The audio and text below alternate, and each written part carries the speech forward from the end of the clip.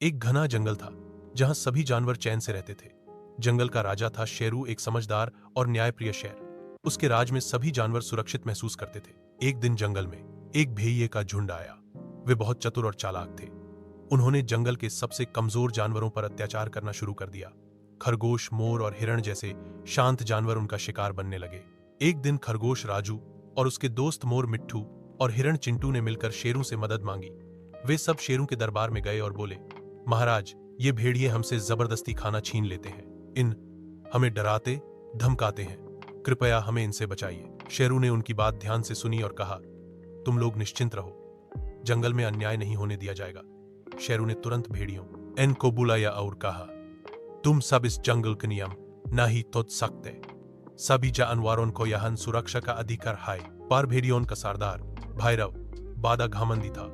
उसने शेरू से कहा, हम किसी से नहीं डरते, हम सबसे ताकतवर हैं, जंगल में जो चाहे करेंगे। शेरू को गुस्सा तो आया, लेकिन उसने शांति से कहा, शक्ति का गलत इस्तेमाल कभी सही नहीं होता।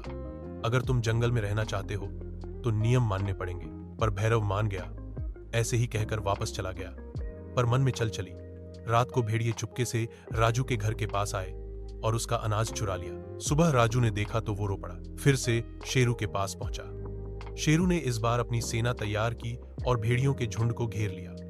भैरव और उसके साथियों को शेरू की सेना से सामना का आ रहने पर एक बड़ी लड़ाई के बाद शेरू ने भैरव को पकड़ लिया। शेरू ने सबके सामने घोषणा की, जंगल में न्याय सबसे बड़ा है, जो नियम तोड़ता है उसको सजा मिलेगी।